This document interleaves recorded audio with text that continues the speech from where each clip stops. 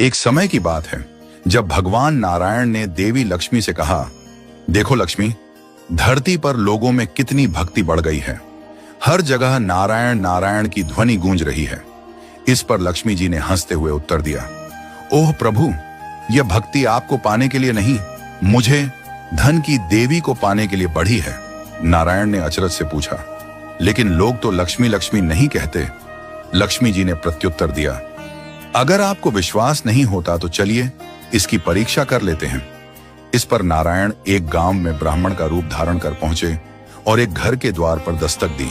घर के मालिक ने दरवाजा खोला और पूछा, आप कहां से आए हैं? ब्राह्मण रूपी नारायण बोले, मैं यहां भगवान की कथा कीर्तन करना चाहता हूं। घर के मालिक ने उनका स्वागत करते हुए कहा, ठीक है महाराज, आप मेरे घर में रहिए। जल्द ही गांव के लोग इकट्ठा हो गए और कथा की तैयारी कर दी गई। पहले दिन कुछ ही लोग आए, पर जब भगवान स्वयं कथा सुनाने लगे तो संगत बढ़ने लगी। दूसरे और तीसरे दिन भीड़ और भी अधिक हो गई। नारायण प्रसन्न हुए कि लोगों में कितनी भक्ति है। इसी बीच लक्ष्मी जी एक वृद्ध महिला का रूप लेकर उसी गांव में प्रवेश कर गईं। एक महिला जो ताला बंद कर कथा सुनने जा रही थी, उसके द्वार पर लक्ष्मी जी पहुंची और बोली, बेटी जरा पानी पिला दे। महिला ने कहा, माता जी, मुझे प्रवचन में जाना है, 3:30 बजे हो चुके हैं। लक्ष्मी जी ने फिर आग्रह किया, बेटी प्यास लगी है। महिला ने पानी लाकर दिया, जिसे पीने के बाद वह लोटा सोने का हो गया।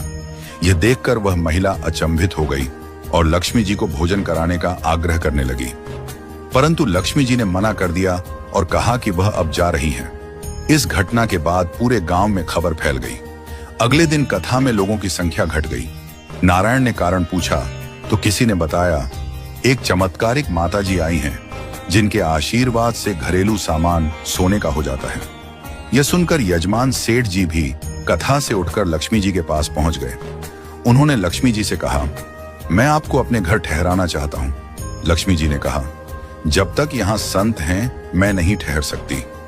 सेठ जी ने भगवान नारायण को धर्मशाला में ठहराने का आदेश दे दिया। जब नारायण जी ने सेठ जी से कारण पूछा तो उन्होंने कहा, नहीं नहीं, अब आप यहां से जाओ, आपको धर्मशाला में रहना होगा, क्योंकि मुझे किसी और मेहमान को ठहराना है। तभी वहां लक्ष्मी जी आईं और सेठ जी से कहा, आप जरा बाहर जाइए, मैं इनसे बात कर लेती हूं। माता लक्ष्मी भगवान विष्णु से बोली, प्रभु, अब तो आप मेरे प्रभाव को मान गए। भगवान विष्णु बोले, हाँ लक्ष्मी, तुम्हारा प्रभाव धरती पर बहुत है, पर तुम्हें मेरी एक बात माननी होगी। तुम्हारा आगमन तब हुआ जब मैं संत के रूप में यहां आया, इसलिए जहां सत्संग होगा वहां लक्ष्मी तुम्हारा निवास अवश्य होगा। यह कहकर भगवान विष्णु वहां से चले गए। प्रभु के जाने के बाद अगले दिन सेठ के घर गांव वालों की भीड़ उमड़ पड़ी। सभी चाहते थे कि वह माता उनके घर भी आए। तभी लक्ष्मी माता अपने असली रूप में प्रकट हुई।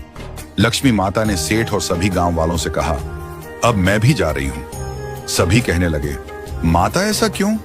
क्या हमसे कोई भूल हुई है? लक्ष्मी माता ने कहा, मैं वहीं रहती हूं जहां भगवान विष्णु का वास होता है। आपने जब नारायण को यहां से निकाल दिया तो मैं कैसे रह सकती हूं? इतना कहकर वह वहां से चली गई। उनके इन शब्दों ने ग्रामवासियों के हृदय में एक गहरी सीख छोड़ दी कि नारायण के प्रति समर्पण ही लक्ष्मी के आगमन का मार्ग प्रशस्त करता है।